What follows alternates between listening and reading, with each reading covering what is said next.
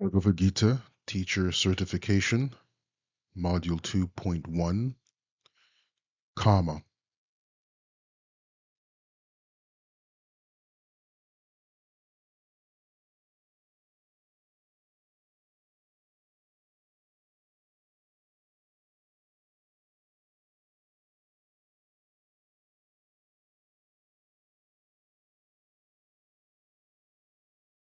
So today we're going to go over the fourth of the 10 Dashamrita Gita verses.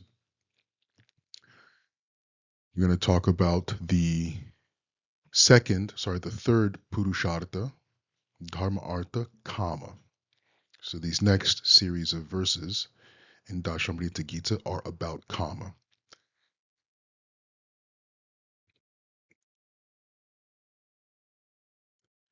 Let's recap the Purusharthas because understanding the Purusharthas is essential.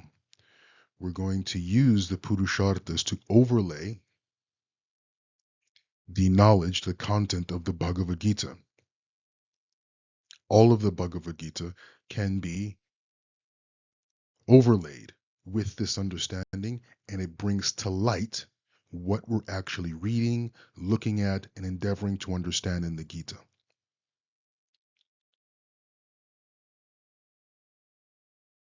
Dharma, the foundations of a successful life. In the previous modules, we saw how dharma can be categorized in terms of kshetra and kshetragya. Dharmas that are related to the body and are therefore temporary, naimitika. These are svadharma, varnashram dharma, sadharana dharma, and many of the other pati, stri, so on and so forth. Those are all naimitika dharmas. They are temporary in the category of kshetra. Then there are dharmas in the category of kshetragya. That is sanatan dharma, relating to the dharma nature of the soul. So these four purusharthas are about how to experience, how to create, how to achieve a successful life and existence altogether. We must first have an understanding of what we are dealing with in our existence. These are what all of those dharmas, both naimitika dharmas, temporary dharmas, and the nitya dharmas, the eternal dharmas, the sanatan dharmas. All of these dharmas are for us to get an understanding of what we're dealing with materially and spiritually.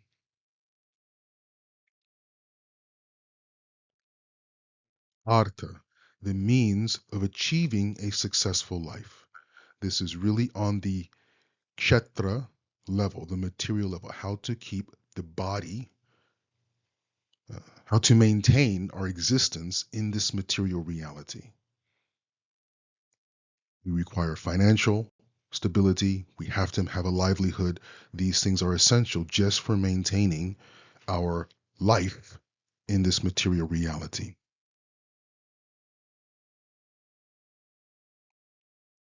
Then there is kama, the means for enjoying a successful life. That means in this material reality, we have to have the ability to even experience a successful life. If we do not have the ability to experience a successful life, what are we moving towards? So there must be a basic ability to experience a successful life.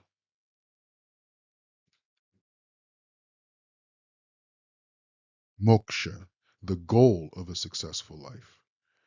Absolutely essential because while we are individual spiritual beings existing in a material reality, a successful life, a successful existence require a manifestation of our full potential in both levels, both material and spiritual. We are interconnected, harmonious beings, spiritually and materially. We cannot negate one or the other. If we do attempt to artificially, very important, artificially negate or deny one or the other without there being true, harmonious self realization, then we're going to cause enormous difficulty for ourselves and for others around us. So, all of the Bhagavad Gita, we can use a Purusharthas to understand that the Bhagavad Gita has Dharma Shastras, or knowledge relating to Dharma, Artha Shastras, knowledge relating to Artha, Kama Shastras, knowledge relating to Kama, and Moksha Shastras, knowledge pertaining to Moksha. All 700 shlokas, all 700 verses of the Bhagavad Gita can be divided into these four.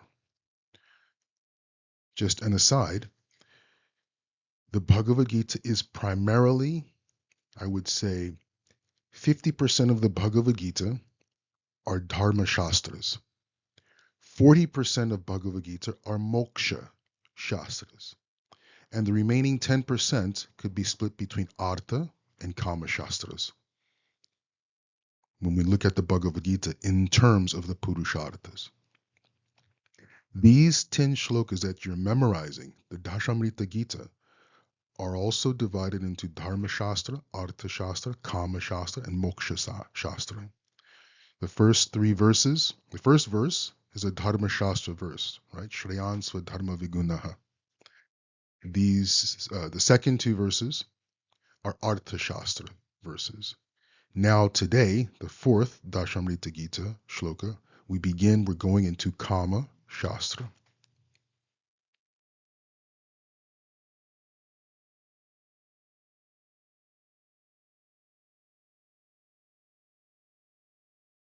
So this is the first verse. Remember, Shreyan Swadharma Vigunaha Padadharamat Svanushtithat. It is far better to discharge one's prescribed duties, even though faultily, than another's duties perfectly. Destruction in the course of performing one's own duty is better than engaging in another's duties. For to follow another's path is dangerous. So in the Purusharthas, Dharma comes first. In Dharma, the most important Dharma of them all is Svadharma. Svadharma is foundational. Svadharma is essential, which is why, as I've mentioned before, Krishna repeated this verse 335. He repeats it again at the end of the Bhagavad Gita in chapter 18.47. So between all of this knowledge in the Bhagavad Gita, Krishna wants to make sure he bookends this concept. Make sure that you are situated in your Swadharma. And from there, build.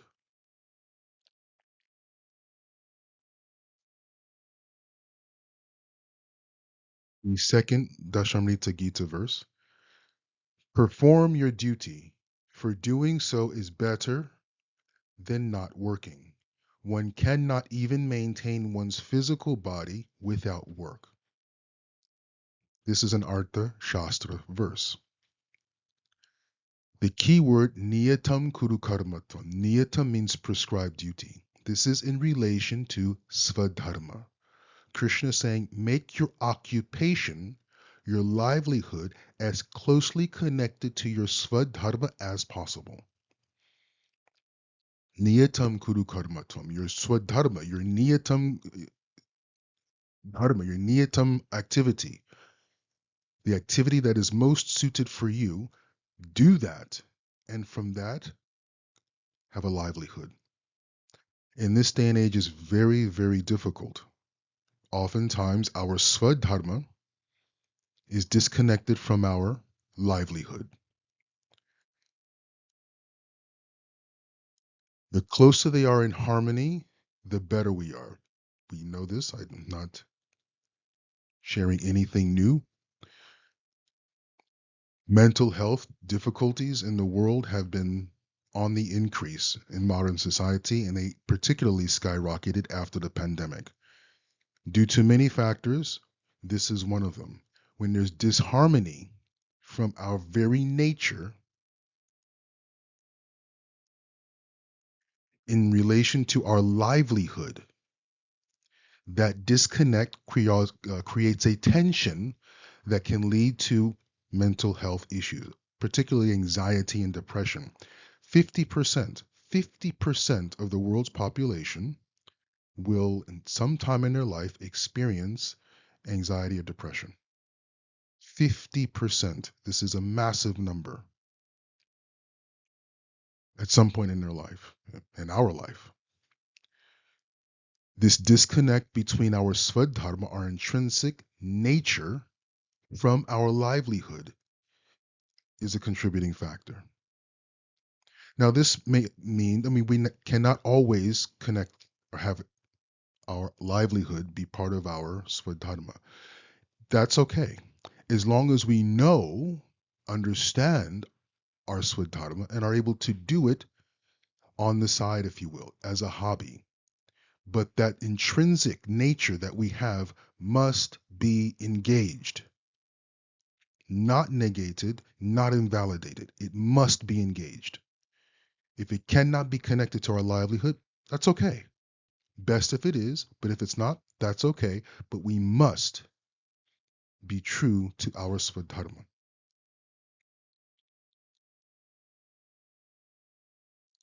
The third Dashamrita Gita verse, work done as a sacrifice for Vishnu has to be performed. Otherwise, work causes bondage in this material world. Therefore, O son of Kunti, perform your prescribed duties for his satisfaction, and in that way you will always remain free from bondage. What is the fourth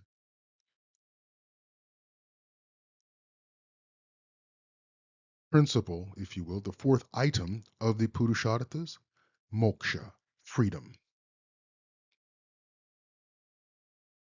Goal of a successful existence is freedom. If we engage in activities, swadharma or not, that are not done as yajna, as sacrifice, this verse, I'm sure you've memorized it.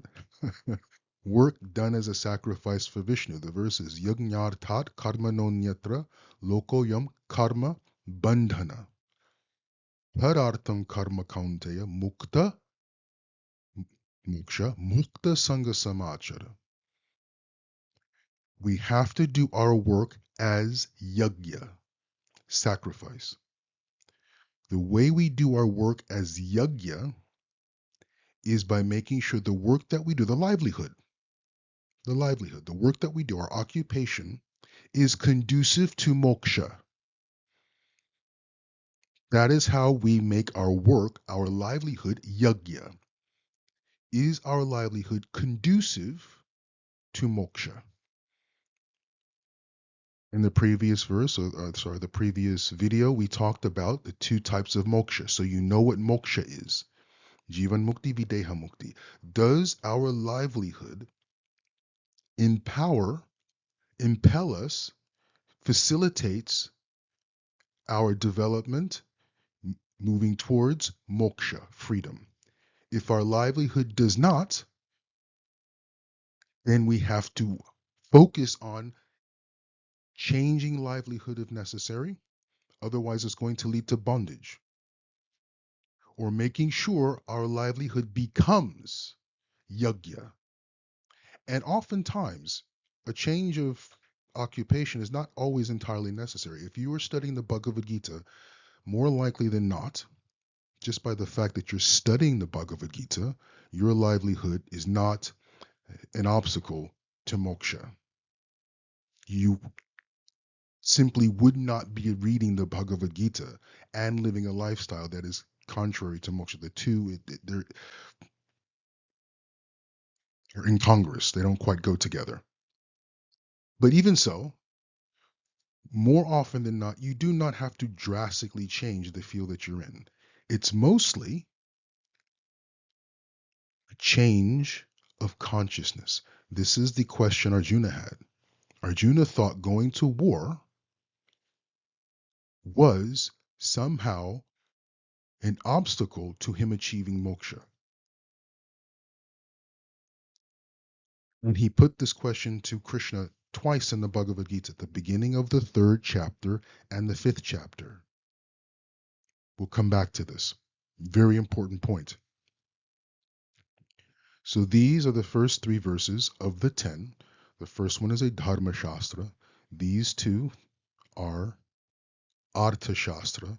Now we've come to the fourth verse in Dashamrita Gita, which begins our exploration of Kama Shastra, as taught by Krishna.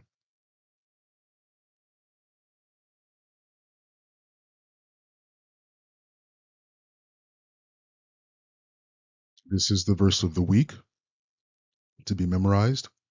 It is a Kama Shastra verse. Shri Bhagavanu Vacha Kama Esha Krodha Esha Rajuguna Samudbhavaha Mahashana Mahapapma Vidhyanam Iha Vairinam.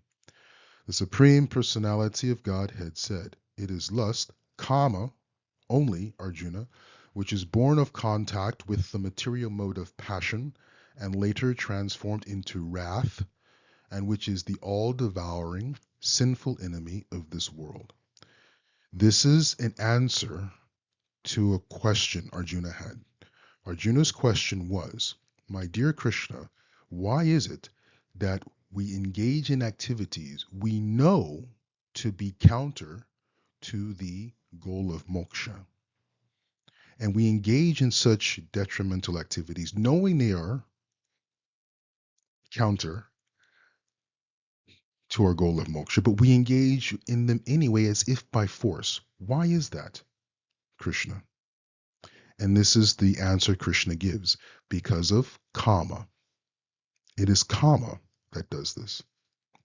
Kama, the English word given here is lust. Lust oftentimes has a connection or a connotation of sexual involvement, but it's more just craving. A craving, a desire, an intense desire.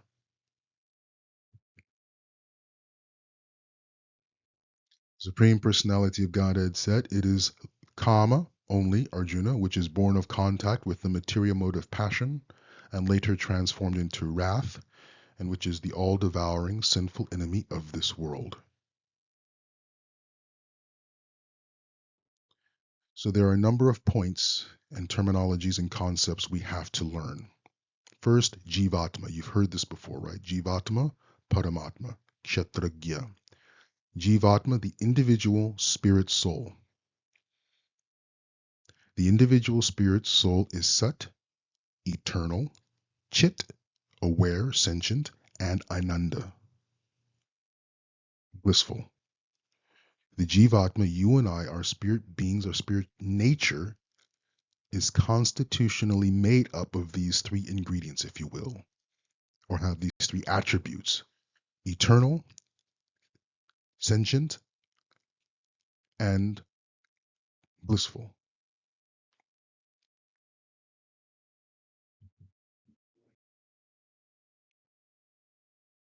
Ahankar, both a misconception and a subtle material element. Ahankar literally means I do. It is a misconception. It is a belief that I am master. I am in control. I am my body. This body of mine is me. I am in complete dominion and control of my body, and I create the world around me. It is also a subtle material element, and this goes back to Sankhya. It is very difficult to truly understand the Bhagavad Gita without having an understanding of Sankhya philosophy.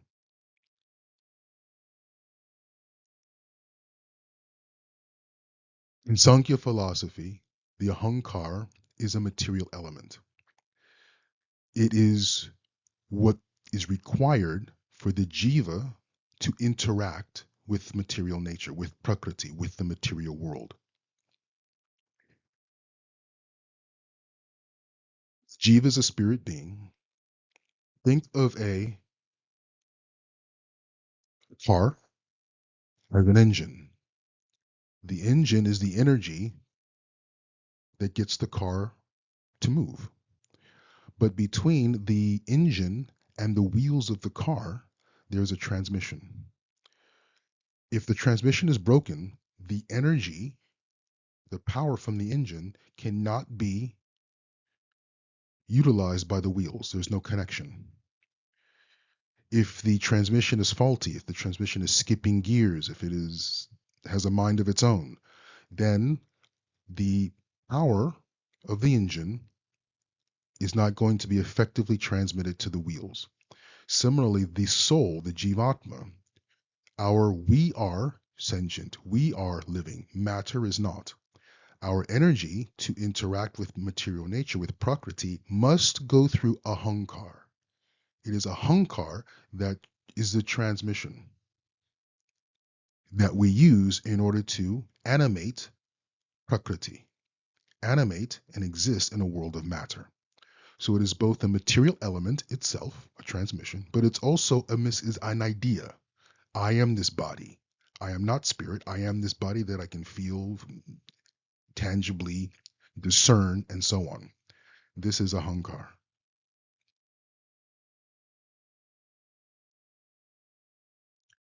Attachment and detachment, central ideas that are commonly misunderstood.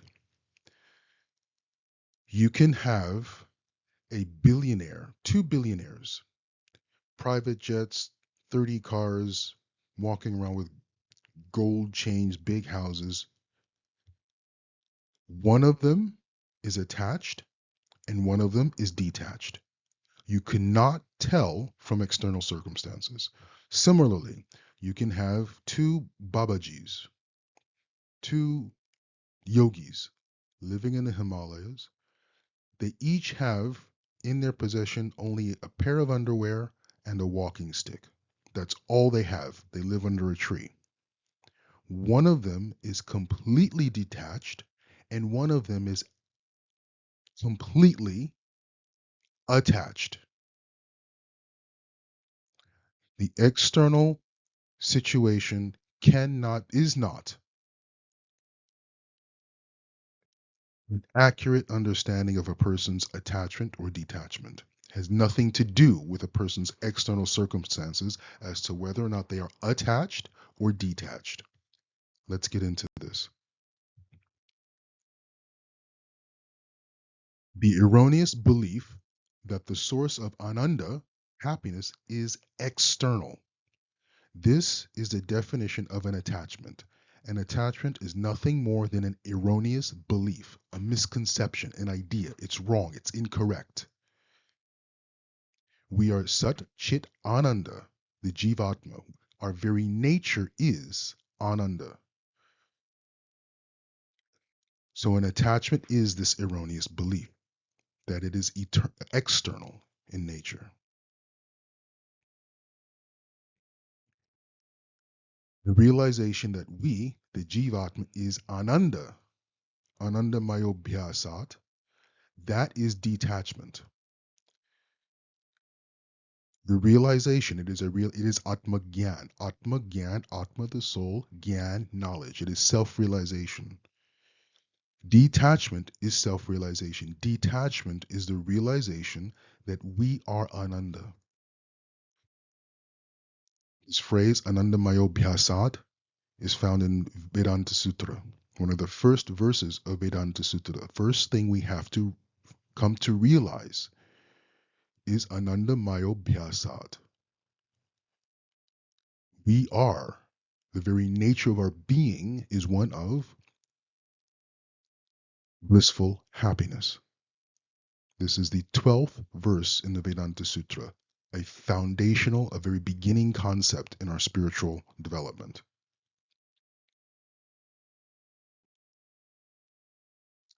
Now we come to desire of the Jivatma is Itcha. Itcha means will or intention, desire. Itcha means desire. The pure Jivatma, Sat Chit Ananda, the soul, has Itcha. We desire to experience happiness. We desire to live and experience life. We desire to experience and know of our experience of life. That itcha, that desire, is part of the pure nature of the jivatma.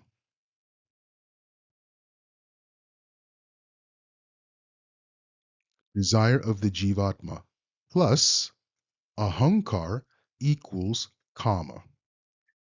Extremely important formula.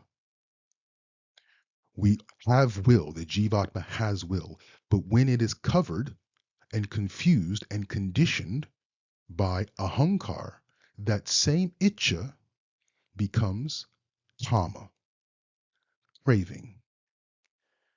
There is a difference, a magnitude of difference between itcha and kama. Kama is that desire, that natural itcha of the jivatma, conditioned, covered by this misconception of ahankar. I am my body. I am the controller. I am the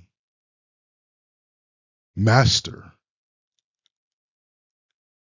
and one with this material reality. Master of and one with this material reality. It is a misconception.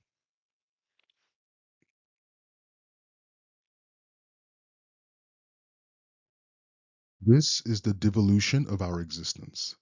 Contemplation, attachment, and then karma. Contemplation is referring to this misconception. We believe that we are our body. We are conditioned to this way. We have not challenged that idea. We do not have self realization. When we are confused in this way, conditioned in this way, we begin to develop attachments. This misconception begins to calcify into beliefs that in order to experience happiness, I have to do things, acquire things outside of myself as a jivatma. So we work towards accumulating all kinds of things, whether it is a personal jet or a walking stick. It's still an attachment. When there is an attachment, then there is craving, right? Because an attachment is an idea. Then, kama, cravings develop. And we know this is when it comes to kam, krodh, lobha, moha, mada, matsarya. In Dashamrita Gita 5 and 6, there are also Kama Shastra verses, and we're going to explore how Krishna in the Bhagavad Gita helps us understand how to navigate Kama. Hari Hari.